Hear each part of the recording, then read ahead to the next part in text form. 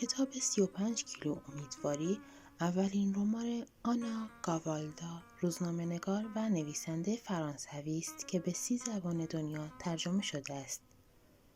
او در آثارش برای بزرگسالان شهرت دارد و در حلقه یک داستان خواندنی و جذاب برای نوجوانها و هر کس که با نوجوان سر و کار دارد هم موفق بوده است.